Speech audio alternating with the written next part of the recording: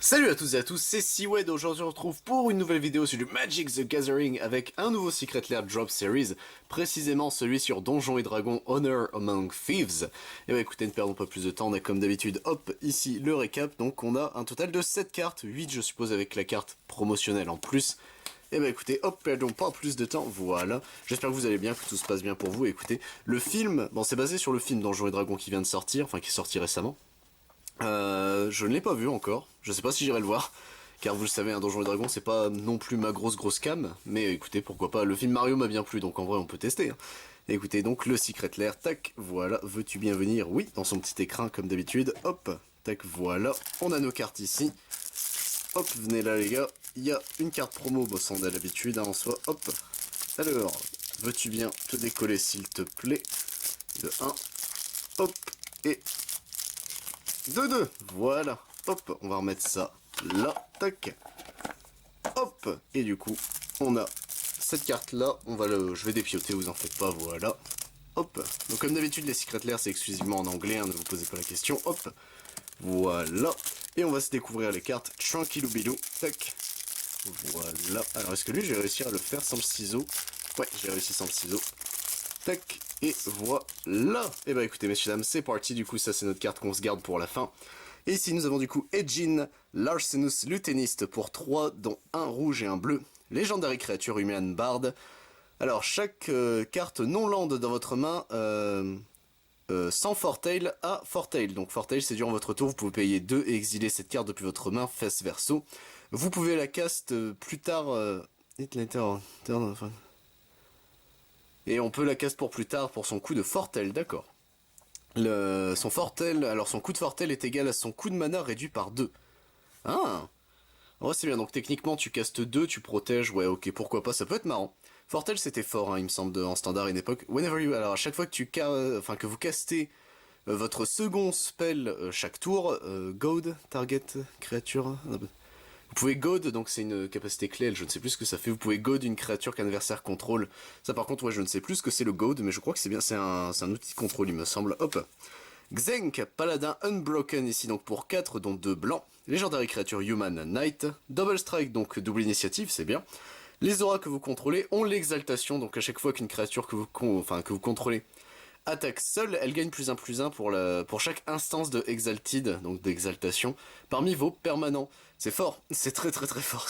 Donc en vrai, lui, pourquoi pas, donc un mono blanc exaltation, pourquoi pas en vrai. Simon Wild, le Magic Sorcerer ici, donc pour 3 dont un bleu. Légendary créature Human Elf Shaman. Donc à chaque fois que vous castez un instant, donc un éphémère ou un rituel, avec une mana value, donc un coup de mana de 3 ou plus, vous lancez un D20. De 1 à 9, chaque joueur pioche une carte. De 10 à 19, vous piochez une carte. 20, vous copiez le spell et vous choisissez les nouvelles cibles. C'est marrant. En vrai, il est sympa. Bon, après, pour 3, c'est une 1-1, il a vraiment des stats de cul. Mais en vrai, pourquoi pas, ça peut être sympa. Hop. Olga, Relentless Rager, ici, donc pour 6, dont 2 rouges. Légendary créature Human Barbarian, donc elle a la célérité. Olga, doit être bloqué si possible, ok, donc ça c'est bien, c'est très fort. À chaque fois que Olga attaque chaque créature que vous contrôlez, each creature que vous contrôlez attacking a player, donc chaque créature qui attaque un joueur gagne +1/+0 jusqu'à la fin du tour, pour chaque créature que ce joueur contrôle. Ah, peut être sympa en soi. En vrai ça peut être marrant, ok, pourquoi pas, hop, le petit Olga. Ici nous avons du coup Forge, Neverwinter Charlatan, ici donc pour 4, dont un noir. Légendary créature Human Rogue. Alors, il a la menace, Ward en sacrifiant une créature, ok, donc il a la parade, c'est ça un Ward, oui c'est Ward, en sacrifiant une créature, ok. Ouais, donc pour cibler, faut sacrifier une créature, oh c'est salopard ça. Forge, du coup, gagne +2/+0 pour chaque trésor que vous contrôlez, à chaque fois qu'un ou plusieurs joueurs sacrifient une ou plusieurs créatures. Vous pouvez créer, engager un jeton trésor, cette habilité ne se trigger cependant qu'une seule fois par tour. D'accord, bon c'est un peu... ouais, mais... en vrai c'est mais lui... Hop, et du coup notre dernière carte, il s'agira de Doric Nature's Warden, donc pour 4 dont un vert, légendary créature, c'est un tieflin, d'accord, druide. Vigilance, lorsque Doric entre sur le champ de bataille, cherchez pour votre une carte de forêt, mettez-la sur le champ de bataille, engagée, puis mélangée. À chaque fois que Doric attaque, vous pouvez payer 2, si vous le faites, transformez-la, hop, et elle se transforme en Doric Owlbear l'Avenger, donc un e-bourse. Ici donc légendary créature enfin oiseau et ours, vigilance et piétinement, donc c'est très bien. When this creature transform into... donc lorsqu'elle se transforme en Doric Owlbearl, enfin Owlbearl Avenger, toutes les autres créatures que vous contrôlez gagnent +2/+2 et gagnent piétinement jusqu'à la fin du tour. C'est bien, c'est vraiment bien. Et au début de votre étape de votre entretien, vous retransformez Doric. Et en vrai, elle, par contre, elle est sympa dans un mono vert, je pense. Elle peut être vraiment cool, hop. Et messieurs, dames, il ne reste plus que la carte promotionnelle, hop, ouais. Donc le Samber Shroud, ici, donc pour 7, dont 3 rouges. Legendary Creature, c'est un dragon. Piétinement, lorsque Timbershod entre sur le champ de bataille, il inflige X blessures à une créature sans le vol, et enfin, to each other. Ah, à chaque créature sans le vol et à chaque joueur, d'accord. Et X étant le nombre de montagnes que vous contrôlez. Bruh, ok, il peut être très drôle. Vous pouvez... alors, exert, c'est fatigué, je crois. Il me semble, on va dire fatigué, mais vous comprendrez l'idée. Vous pouvez fatiguer Sambershod quand il attaque. Si vous le faites, il gagne vol jusqu'à la fin de ce tour. Pour, en gros, c'est basiquement...